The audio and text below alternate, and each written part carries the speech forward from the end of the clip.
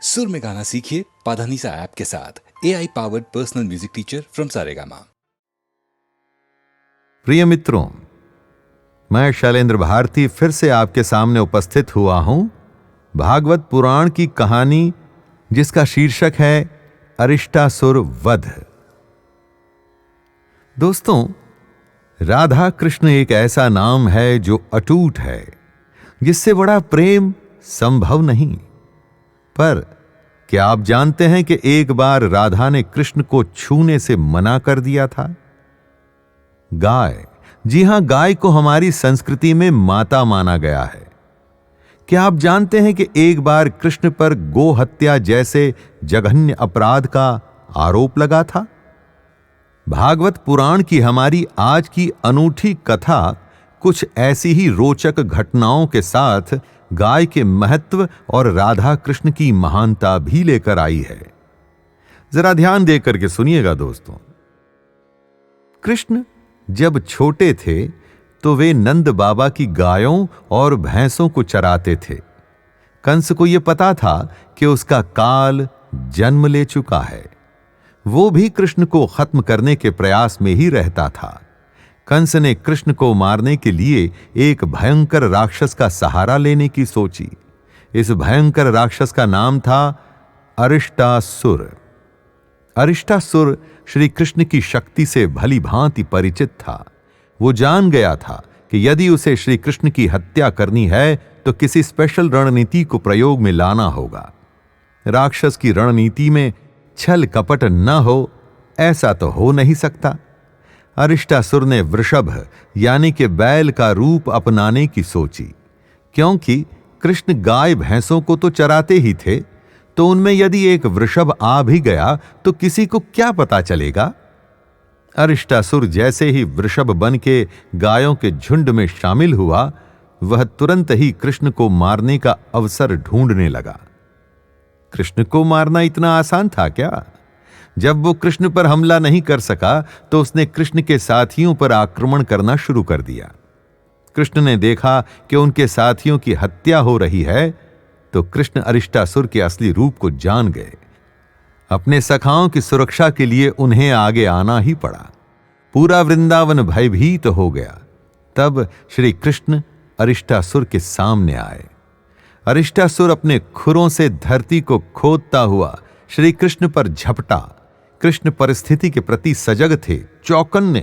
उन्होंने उसके दोनों सींग पकड़ लिए और फिर अपने बल से उस वृषभ को ऐसा झटका दिया कि वह पीछे जाकर के गिरा।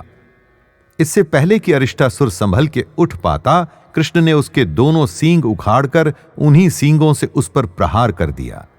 तेज सींगों के प्रहार को अरिष्टासुर झेल नहीं पाया और उसके प्राण वहीं निकल गए। कृष्ण तो जानते थे कि उन्होंने अरिष्टासुर नाम के राक्षस को मारा है, परंतु बाकी के वृंदावन वासियों के लिए तो वो बैल ही था। पूरा वृंदावन शांत हो गया। गोवंश की हत्या तो हो ही नहीं सकती, और वो भी कृष्ण के हाथों। कृष्ण पर श्री कृष्ण गोवंश के वध का आरोप लग गया। उसके बाद जब कृष्ण राधा के पास आए और राधा जी को स्पर्श किया तो उन्होंने स्पष्ट कह दिया कि आप मुझे स्पर्श नहीं कर सकते, क्योंकि आपके सिर पर गोवंश हत्या का पाप है। अगर आपने मुझे स्पर्श किया तो मैं भी गौ हत्या के पाप की भागीदार बन जाऊंगी। श्री कृष्ण को राधा जी के भोलेपन पर हंसी आ गई। उन्होंने राधा जी को समझाने का प्रयास किया कि उन्होंने किसी बैल को नहीं, बल्कि एक असुर अरिष्टासुर को मारा है।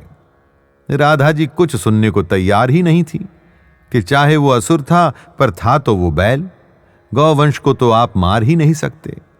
कृष्ण जी राधा के भोलेपन पर मोहित हो गए। मुस्कुराकर बोले, अच्छा बताओ, मैं इस पाप से कैसे मुक्त हो जाऊं? राधा जी और बाकी की सखियों ने कहा कि ऐसे भयंकर अपराध से मुक्ति तो तभी संभव है कि कोई सारे तीर्थों में स्नान करके आए। पर प्रत्येक तीर्थ स्थल की यात्रा तो संभव नहीं थी। तब उपाय के लिए नारद जी से सलाह मांगी गई। नारद मुनि बोले, एक उपाय हो सकता है। यदि कृष्ण सारे पवित्र स्थलों को ये आज्ञा दें कि वो अपने को पानी के आकार में प्रस्तुत करें और तब यदि कृष्ण उस जल से स्नान कर लें तो उसके बाद कृष्ण गौ हत्या के पाप से मुक्त हो जाएंगे। कृष्ण मान गए। कृष्ण ने सभी तीर्थ स्थलों को एक जलधारा के आकार में आने का आदेश दिया। जब सारे तीर्थ पानी के आकार में आए तो उस जल को एक कुंड में भर दिया गया।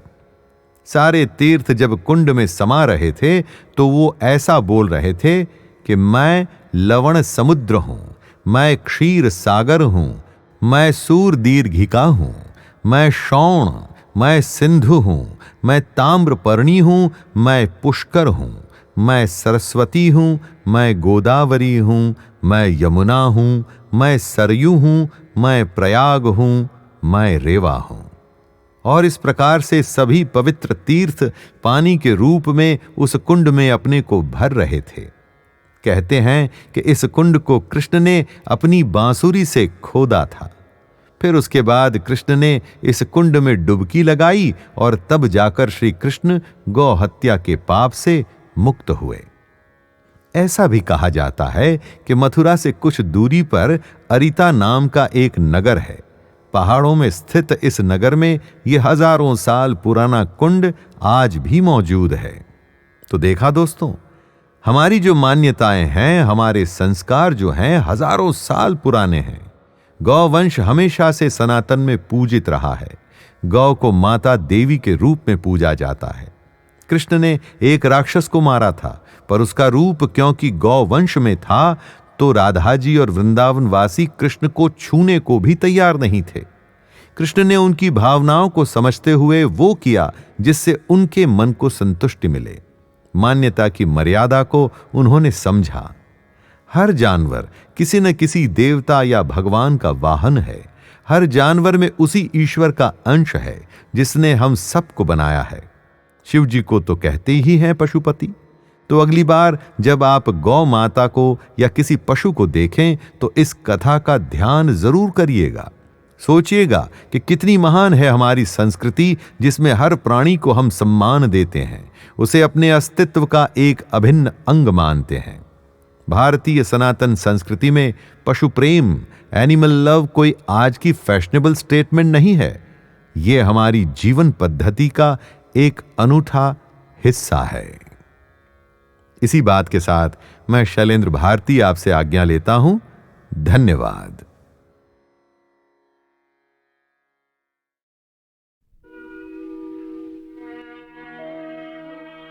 नमो देव्यै महादेव्यै शिवायै सततं नमः। नमः प्रकृत्यै भद्रायै नियतः प्रणता स्मतां रौद्रायै नमो नित्यायै गौर्यै धात्र्यै नमो नमः। जस्नायै चन्द्ररूपिण्यै सुखायै सततं नमः। कल्याण्यै प्रणतावृद्ध्यै सिद्ध्यै कुर्मो नमो नमः। नैऋत्यै भुवृतां लक्ष्म्यै सर्वाण्यै ते नमो नमः। दुर्गायै दुर्गपालायै सालायै सर्वकारिण्यै ख्यात्यै तथैव कृष्णायै धूम्रायै सततं नमः। अतिसौम्यातिरौद्रायै नथास्तस्यै नमो नमः। नमो जगत्प्रतिष्ठायै देव्यै कृत्यै नमो नमः। या देवी सर्वभूतेषु विष्णुमायेति शब्दिता नमस्तस्यै नमस्तस्यै नमस्तस्यै नमो नमः। या देवी सर्वभूतेषु एतनित्यभिधीयते नमस्तस्यै नमस्तस्यै नमस्तस्यै नमो नमः। या देवी सर्वभूतेषु बुद्धिरूपेण संस्थिता नमस्तस्यै नमस्तस्यै नमस्तस्यै नमो नमः। या देवी सर्वभूतेषु निद्रारूपेण संस्थिता नमस्तस्यै नमस्तस्यै नमस्तस्यै नमो नमः। या देवी सर्वभूतेषु क्षुधारूपेण संस्थिता नमस्तस्यै नमस्तस्यै नमस्तस्यै नमो नमः। या देवी सर्वभूतेषु छायारूपेण संस्थिता नमस्तस्यै नमस्तस्यै नमस्तस्यै नमो नमः। या देवी सर्वभूतेषु शक्तिरूपेण संस्थिता नमस्तस्यै नमस्तस्यै नमस्तस्यै नमो नमः। या देवी सर्वभूतेषु तृष्णारूपेण संस्थिता नमस्तस्यै नमस्तस्यै नमस्तस्यै नमो नमः। या देवी सर्वभूतेषु शान्तिरूपेण संस्थिता नमस्तस्यै नमस्तस्यै नमस्तस्यै नमो नमः। या देवी सर्वभूतेषु जातिरूपेण संस्थिता नमस्तस्यै नमस्तस्यै नमस्तस्यै नमो नमः। या देवी सर्वभूतेषु लज्जारूपेण संस्थिता नमस्तस्यै नमस्तस्यै नमस्तस्यै नमो नमः। या देवी सर्वभूतेषु शान्तिरूपेण संस्थिता नमस्तस्यै नमस्तस्यै नमस्तस्यै नमो नमः। या देवी सर्वभूतेषु श्रद्धारूपेण संस्थिता नमस्तस्यै नमस्तस्यै नमस्तस्यै नमो नमः। या देवी सर्वभूतेषु कान्तिरूपेण संस्थिता नमस्तस्यै नमस्तस्यै नमस्तस्यै नमो नमः। या देवी सर्वभूतेषु लक्ष्मीरूपेण संस्थिता नमस्तस्यै नमस्तस्यै नमस्तस्यै नमो नमः। या देवी सर्वभूतेषु वृत्तिरूपेण संस्थिता नमस्तस्यै नमस्तस्यै नमस्तस्यै नमो नमः। या देवी सर्वभूतेषु स्मृतिरूपेण संस्थिता नमस्तस्यै नमस्तस्यै नमस्तस्यै नमो नमः।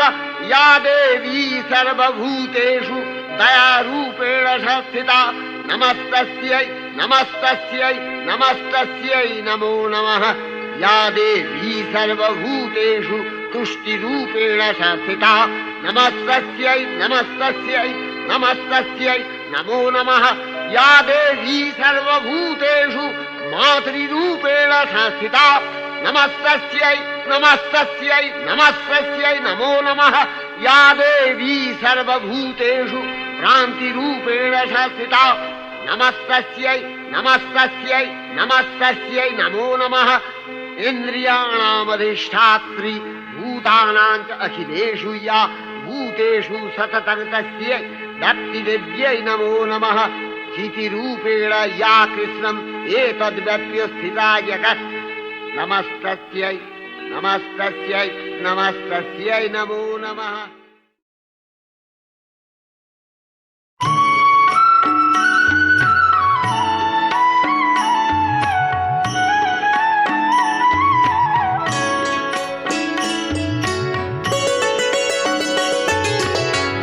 मंगल मूर्ति राम दुलारे आन पड़ा अब तेरे द्वारे। हे बजरंग बली हनुमान हे महावीर करो कल्याण। हे महावीर करो कल्याण।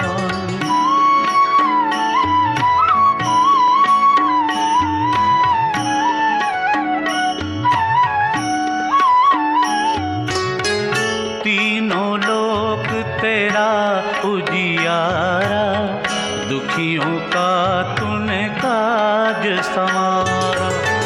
तीनों लोक तेरा उजियारा दुखियों का तूने काज संवारा। हे जगवंदन केसरी नंदन हे जगवंदन केसरी नंदन कष्ट हरो हे कृपा निधान। कष्ट हरो हे कृपा निधान। मंगल मूर्ति राम दुलारे आन पड़ा अब तेरे द्वारे। हे बजरंग बली हनुमान हे महावीर करो कल्याण। हे महावीर करो कल्याण।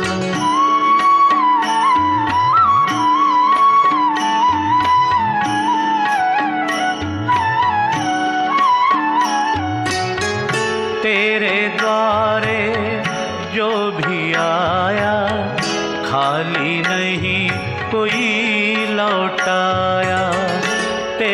द्वारे जो भी आया खाली नहीं कोई लौटाया। दुर्गम काज बनावन हारे, दुर्गम काज बनावन हारे।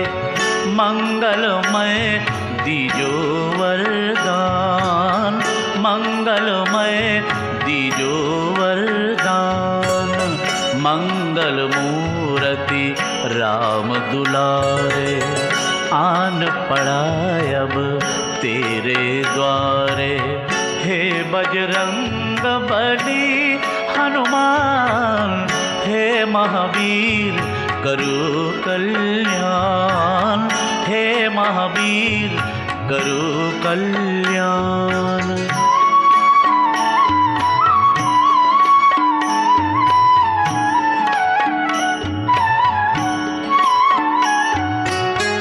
तेरा सुमिरन हनुमत बीरा, नासै रोग हरै सब पीरा। तेरा सुमिरन हनुमत बीरा, नासै रोग हरै सब पीरा। राम लखन सीता मन बसिया, राम लखन सीता मन बसिया।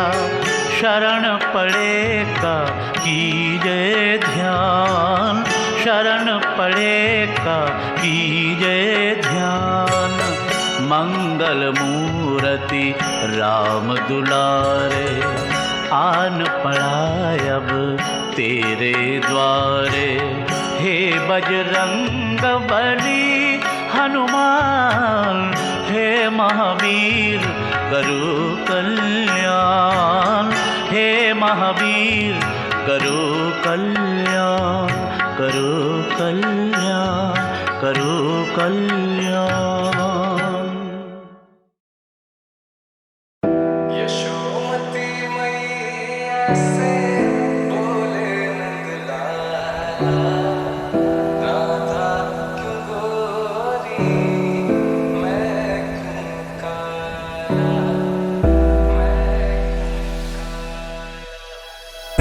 यशोमती मैया से बोले नंदलाला,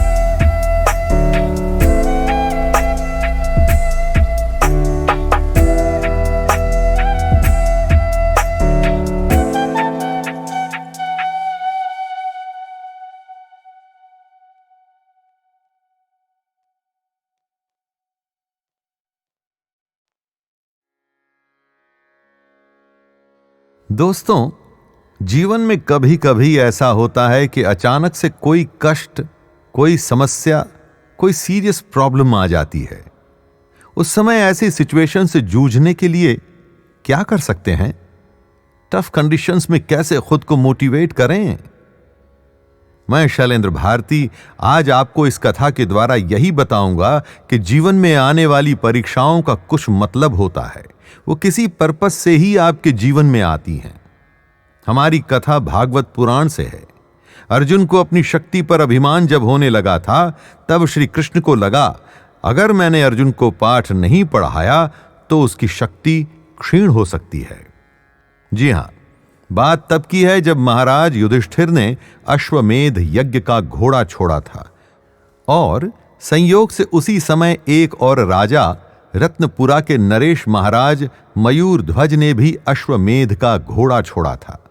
मयूर ध्वज का बेटा ताम्रध्वज अपने अश्व की रक्षा कर रहा था। दूसरी ओर युधिष्ठिर के घोड़े की रक्षा अर्जुन के साथ स्वयं श्री कृष्ण कर रहे थे। श्री कृष्ण ने तब एक ऐसी लीला रची कि ताम्रध्वज ने अर्जुन को हराकर उसका घोड़ा ले लिया। युद्ध में अर्जुन बेहोश हो गया।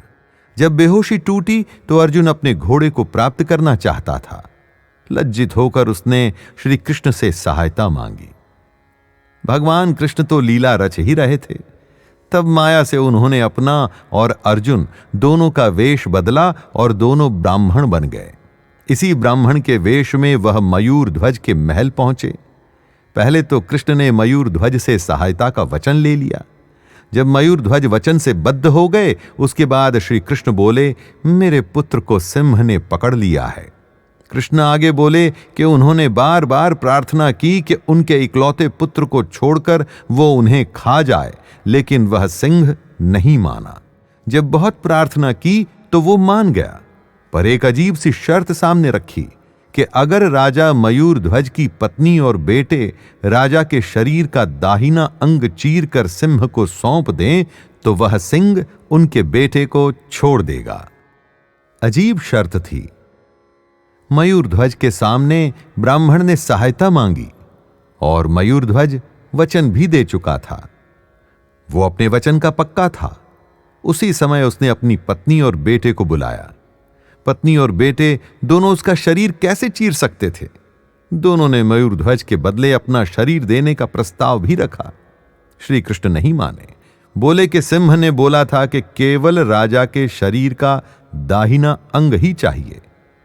पत्नी और बेटा विवश हो गए और मयूर ध्वज के शरीर को चीरना शुरू कर दिया। उस समय राजा मयूर ध्वज की बाईं आंख से आंसू निकल आए। पता नहीं क्या हुआ। श्री कृष्ण ने वो दान लेने से मना कर दिया। मयूर ध्वज ने पूछा तो कृष्ण बोले कि दुखी मन से दिया गया दान कैसे स्वीकार हो सकता है? तब मयूर ध्वज ने उत्तर दिया कि आंसू निकालने का यह अर्थ तो नहीं कि दुख में ही आंसू निकल रहे हों। ऐसा भी तो हो सकता है कि बायां अंग पछता रहा हो कि दान में वो काम क्यों नहीं आया। मयूर ध्वज के शरीर का दायां अंग दान में मांगा गया था। मयूर ध्वज जी ने उत्तर तो इंटेलिजेंट दिया था दोस्तों। बस ये उत्तर था कि एकदम से पूरा वातावरण बदल गया। ब्राह्मण का भेष गायब हो गया। श्री कृष्ण अपने सौम्य रूप में सामने आ गए। हाथों में शंख चक्र गदा धारण किए श्री कृष्ण अपने सच्चे रूप में आ गए और बहुत प्रसन्न भी थे। कृष्ण ने मयूर ध्वज से वरदान मांगने को कहा। मयूर ध्वज वरदान क्या मांगता? वो सादगी से बोला कि उसने अर्जुन जैसे योद्धा को हरा दिया है और उसी की लाज रखने को स्वयं कृष्ण पधारे और इसी कारण से मयूर ध्वज को उनके दर्शन भी तो प्राप्त हुए। मयूर ध्वज का पुत्र ताम्रध्वज कृष्ण जी का अनन्य भक्त था। युद्ध में अर्जुन को हराने के बाद पांडवों की सेना ताम्रध्वज के लिए समस्या खड़ी कर सकती थी। इसीलिए कृष्ण अर्जुन के साथ ताम्रध्वज और मयूर ध्वज के पास आए थे। उस समय मयूर ध्वज ने कुछ भी मांगने से मना कर दिया, ये कहके कि उसे श्री कृष्ण के दर्शन हो चुके हैं। अब संसार में ऐसी क्या बहुमूल्य वस्तु रह गई कि जिसकी वो कामना करे? पर यह लीला और माया केवल मयूर ध्वज के बेटे ताम्रध्वज के लिए नहीं की गई थी। इसका मुख्य उद्देश्य तो अर्जुन को सबक सिखाना था। ये सब देखकर अर्जुन को बात समझ भी आ गई थी। अर्जुन उसी समय श्री कृष्ण के चरणों में गिर गया। वो समझ गया था कि यदि उसे अपनी शक्ति को चरम पर रखना है तो कभी भी ये सोचकर न बैठे कि वो सबसे बड़ा महान है। कभी न कभी कोई ऐसा योद्धा, कोई ऐसा कॉम्पिटिटर आएगा जो आपको धूल चटा सकता है।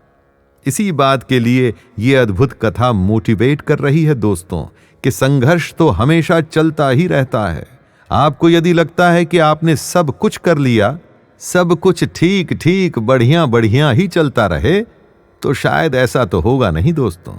रोज नई समस्याएं, रोज नई प्रॉब्लम्स आती ही रहेंगी, जैसा कि इस कथा में हुआ। आप इस बात को समझ करके अपने आप को मोटिवेट भी कर सकते हैं कि कहीं ऐसा तो नहीं कि मेन चैलेंज से पहले भगवान आपको वार्निंग दे रहे हैं कि आपको अपने काम, अपने कौशल और अपने टैलेंट पर ज्यादा मेहनत करनी है। अगर कोई बहुत बड़ा युद्ध होता, जैसा कि महाभारत का युद्ध, उसमें यदि अर्जुन हार जाता तो पांडव भी हार जाते। ऐसे ही लाइफ में कई बड़ी चुनौतियां आती हैं दोस्तों, और उसके आगे पीछे कई छोटी मोटी प्रॉब्लम्स भी चलती ही रहती हैं। यदि एटीट्यूड ही ऐसा बना लें कि ये सब तो होगा ही, और बजाय रोने या परेशान होने के आप उसका सॉल्यूशन ढूंढने लग जाएं, तो वो समस्या फिर उतनी बड़ी नहीं रह जाती। इस मोटिवेशन में सबसे बड़ी बात यह होती है दोस्तों कि आप भगवान को अपने साथ ही पाते हैं। यदि वो आपको कुछ सिखाने की कोशिश कर रहे हैं तो बचाएंगे भी वही, इस बात का आश्वासन भी मिलेगा, पर तभी जब आप लड़ने के लिए, फाइट करने के लिए तैयार हों। है ना ये अच्छी बात दोस्तों? इससे यही सीख मिलती है कि हमें जीवन के सारे चैलेंजेस को एक्सेप्ट करके उसके साथ जीना चाहिए। फाइट के लिए हर पल हर दम तैयार रहना चाहिए, फिर तो ईश्वर आपके साथ ही है। इसी के साथ मैं शैलेंद्र भारती आपसे आज्ञा लेता हूं। धन्यवाद।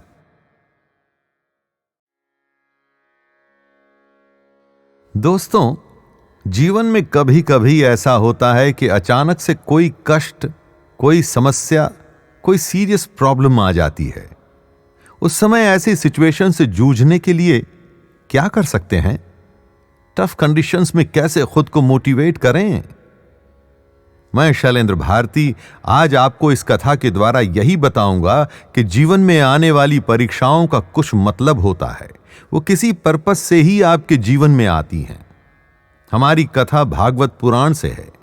अर्जुन को अपनी शक्ति पर अभिमान जब होने लगा था, तब श्री कृष्ण को लगा अगर मैंने अर्जुन को पाठ नहीं पढ़ाया तो उसकी शक्ति क्षीण हो सकती है। जी हां, बात तब की है जब महाराज युधिष्ठिर ने अश्वमेध यज्ञ का घोड़ा छोड़ा था, और संयोग से उसी समय एक और राजा रत्नपुरा के नरेश महाराज मयूर ध्वज ने भी अश्वमेध का घोड़ा छोड़ा था। मयूर ध्वज का बेटा ताम्रध्वज अपने अश्व की रक्षा कर रहा था। दूसरी ओर युधिष्ठिर के घोड़े की रक्षा अर्जुन के साथ स्वयं श्री कृष्ण कर रहे थे। श्री कृष्ण ने तब एक ऐसी लीला रची कि ताम्रध्वज ने अर्जुन को हराकर उसका घोड़ा ले लिया। युद्ध में अर्जुन बेहोश हो गया। जब बेहोशी टूटी तो अर्जुन अपने घोड़े को प्राप्त करना चाहता था। लज्जित होकर उसने श्री कृष्ण से सहायता मांगी। भगवान कृष्ण तो लीला रच ही रहे थे। तब माया से उन्होंने अपना और अर्जुन दोनों का वेश बदला और दोनों ब्राह्मण बन गए। इसी ब्राह्मण के वेश में वह मयूर ध्वज के महल पहुंचे। पहले तो कृष्ण ने मयूर ध्वज से सहायता का वचन ले लिया। जब मयूर ध्वज वचन से बद्ध हो गए, उसके बाद श्री कृष्ण बोले, मेरे पुत्र को सिंह ने पकड़ लिया है। कृष्ण आगे बोले कि उन्होंने बार बार प्रार्थना की कि उनके इकलौते पुत्र को छोड़कर वो उन्हें खा जाए, लेकिन वह सिंह नहीं माना।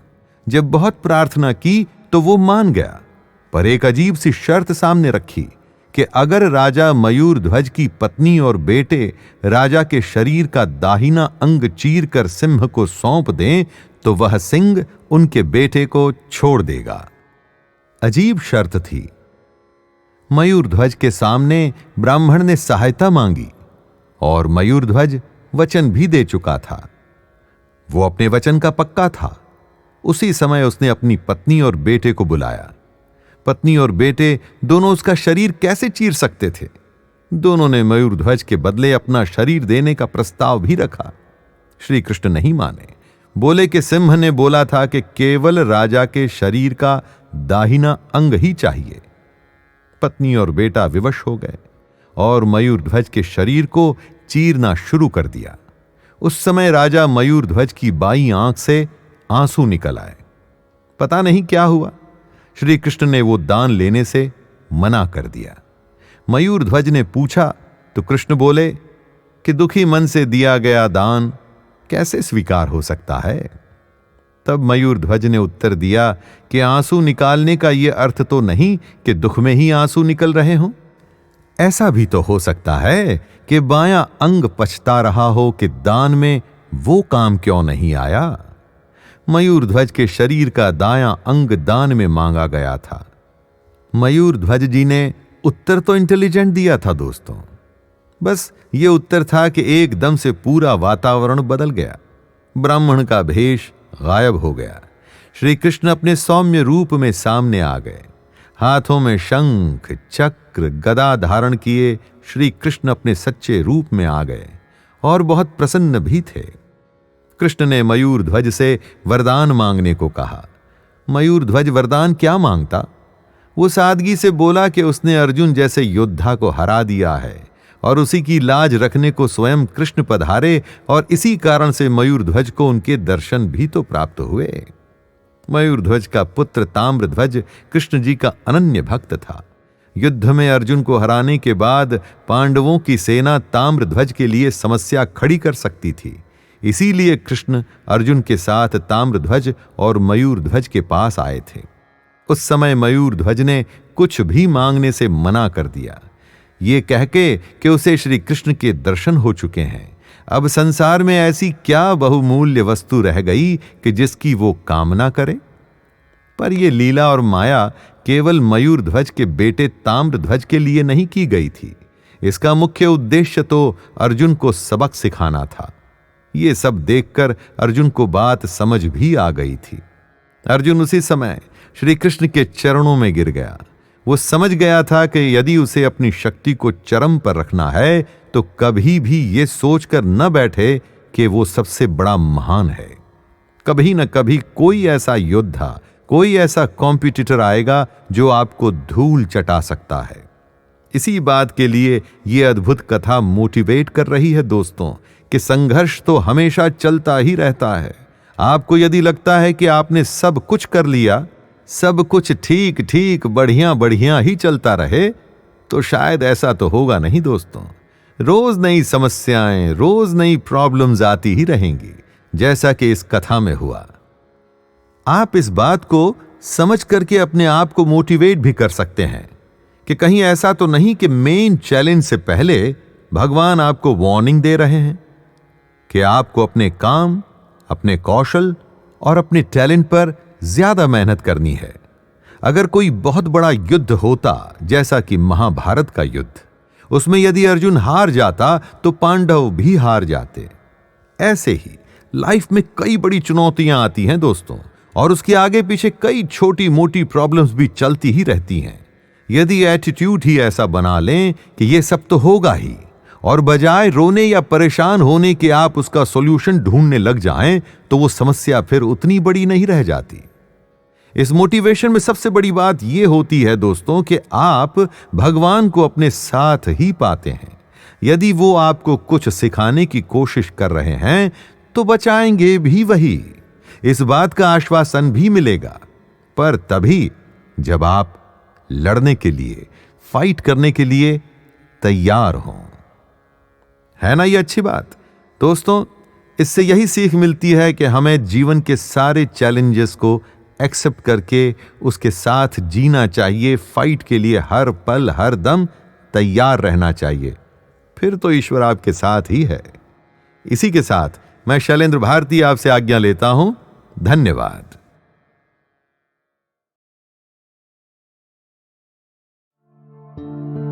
मैं तेरा दास हूँ बाबा,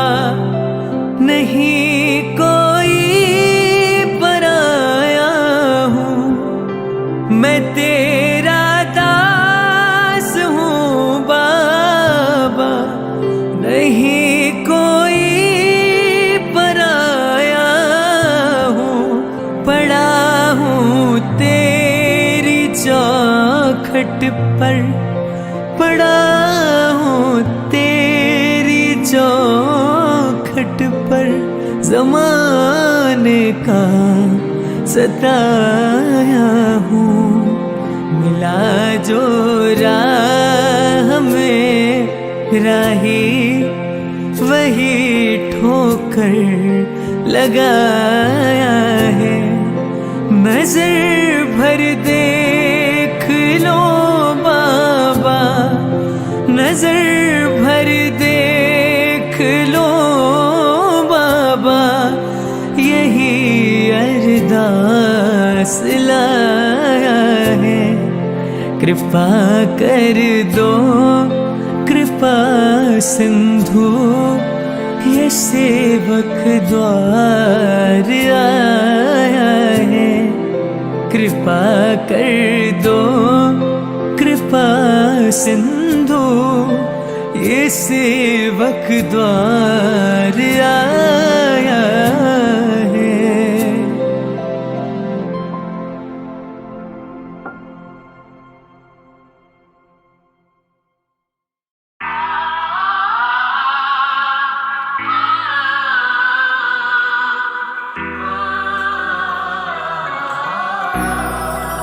तुम्हें मन खोज रहा महावीर, तुम्हें मन खोज रहा महावीर।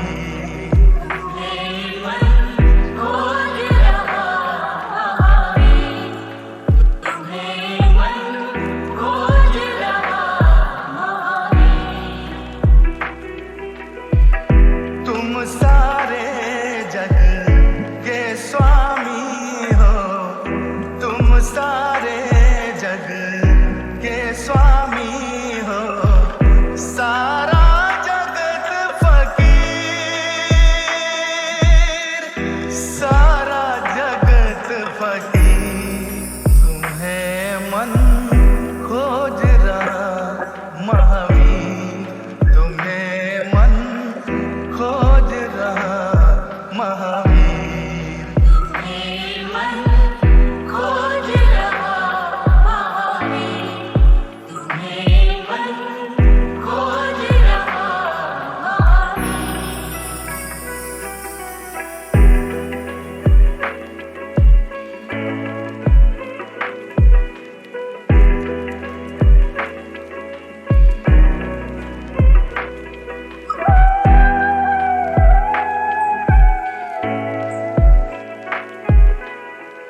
तुम ही जल में कमल पत्र से, तुम ही पत्र का नीर।